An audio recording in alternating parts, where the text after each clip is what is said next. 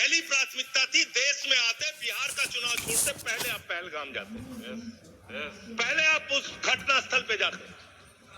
हमारा सवाल ये है, अभी त्रुचि शिवाजी बहुत दुखी थे, कह रहे थे प्रधानमंत्री कहां है, सदन में क्यों नहीं आए, प्रधानमंत्री कहां है, प्रधानमंत्री कहां है।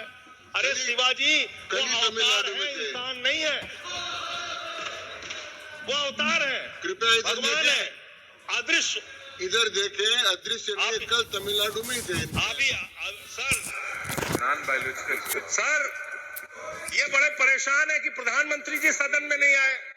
प्रधानमंत्री जी अवतार हैं, वो अदृश्य रह के आना नहीं होता शारीरिक रूप से, वो प्रकट हो जाते हैं, प्रकट हो जाते हैं। नॉन बायोलॉजिकल है सर वो, तो इसलिए प्रधानमंत्री कभी नहीं आते ऐसे मसलों पे।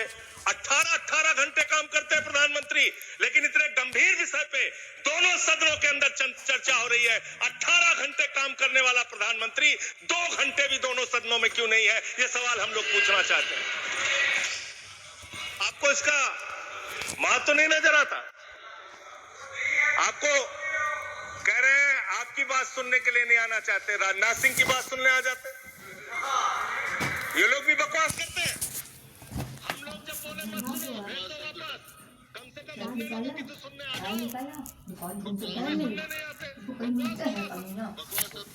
उन्होंने बोला हट जाएगा दोनों। जैसे आप उनका सुन ले वैसे मैंने उनका सुन लिया, मैंने उनका सुन लिया।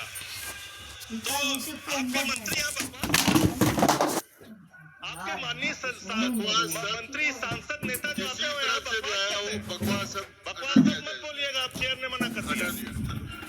मान्यवर ये सेना के सम्मान की बात हो रही है, आपने कितना सेना का सम्मान किया? 3 साल तक भारत की सेना की भर्ती बंद रही मान्यवर, और उन 3 सालों में भर्ती बंद होने के कारण 1,80,000 सेना की तादाद को कम किया गया। इसके लिए आप जिम्मेदार है। बार बार आपसे सवाल पूछा जाएगा और आपकी आलोचना होनी चाहिए। आपने भारत की सेना में भर्ती होना, वो चाहे उत्तर प्रदेश का नौजवान हो, चाहे बिहार का, चाहे हरियाणा का, चाहे राजस्थान का, चाहे हिंदुस्तान के किसी कोने का हो, उसके लिए गौरव और सम्मान की बात होती।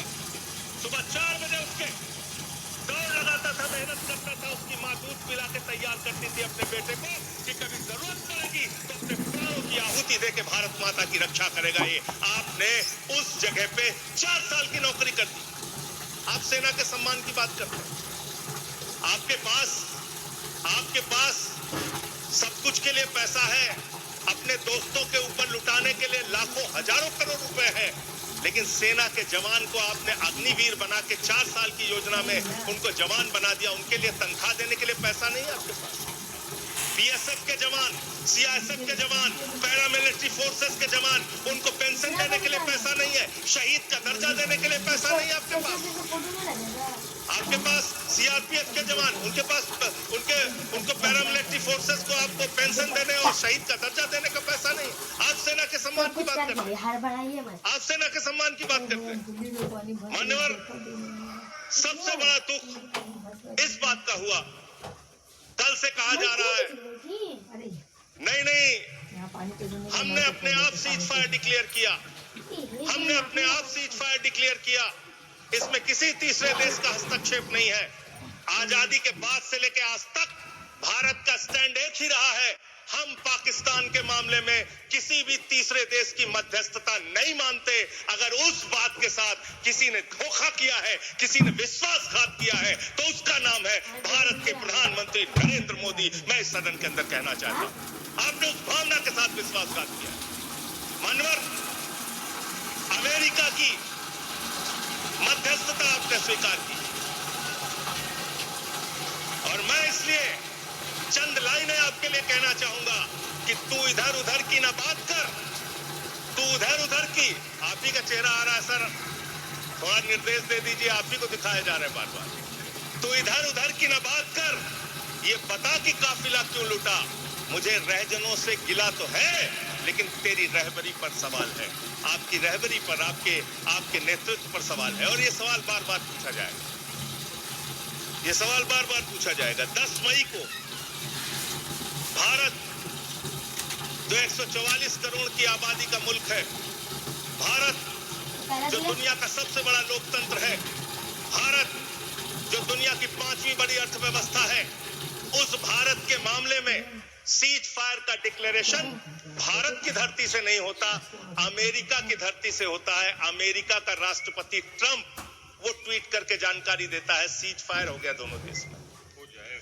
हमारी सेनाएं लड़ रही हैं, हमारी सेनाएं मैदान में हैं और अमेरिका का राष्ट्रपति कह रहा है सीज फायर हो गया। क्या लिख रहा है वो अमेरिका का राष्ट्रपति? After a long night of talks mediated by United States, I am pleased to announce that India and Pakistan have agreed to a full and immediate ceasefire. Congratulations to both countries on using common sense and great intelligence. Thank you for attention to this matter. फिर उसके बाद उपराष्ट्रपति JD Vance 10 मई को इनका tweet आता है, great work from president's team specially secretary Rubio and my gratitude to the leaders of India and Pakistan for their hard work and willingness to engage in this ceasefire. अब जो secretary Rubio का, United state के secretary Rubio का जो tweet है, वो अगर मैं इस सदन में पढ़ दूंगा तो सरकार को बहुत शर्मिंदा होना पड़ेगा। इसलिए मैं आपको चाहता हूं कि इस पे जवाब दीजिए, जब जवाब दीजिएगा और प्रधानमंत्री को जवाब देना चाहिए। ये 10 मई का ट्वीट है। मैं चाहूंगा सत्ता पक्ष विपक्ष पूरा सदन इसको सुने। Over the past 48 hours vice president Vance and I have engaged with the senior Indian and Pakistani officials including Prime Ministers Narendra Modi and Shehbaz Sharif, External Affairs Minister Subramaniam Jaishankar, Chief of Army Staff Asim Munir and National Security Advisors Ajit Doval and Asim Malik. I am pleased to announce the governments of India and Pakistan have agreed to an immediate ceasefire and to start talks on a broad set of issues at a neutral site. We commend Prime Ministers Modi and Sharif on their wisdom, prudence and statesmanship in choosing the path of peace. कृपया इनको प्रमाणित करके, ये प्रमाणित कर दूंगा sir, दे दूंगा, इसको प्रमाणित करके दें। सर मुझे बोलने, मैं बोलने दे रहा हूँ आपको। अरे सर ऐसे आप बीच बीच में बोलेंगे तो मैं नहीं बोलता बीच में जी। आप प्रमाणित करके दें, उसके बाद इसको रिकॉर्ड में ले।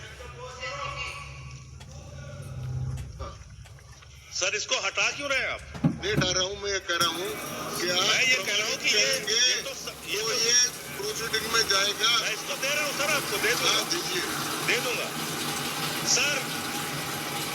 मान्यवर, मैं बड़ी विनम्रता पूर्वक इस सरकार से ये पूछना चाहता हूँ कि ये सेक्रेटरी, यूनाइटेड स्टेट का सेक्रेटरी जो है रूबियो, वो कह रहा है 10 मई को कि पिछले 48 घंटे से प्रधानमंत्री नरेंद्र मोदी से, पाकिस्तान के प्रधानमंत्री शरीफ से, वहां के एडवाइजर आसिम मलिक से हम लोग बात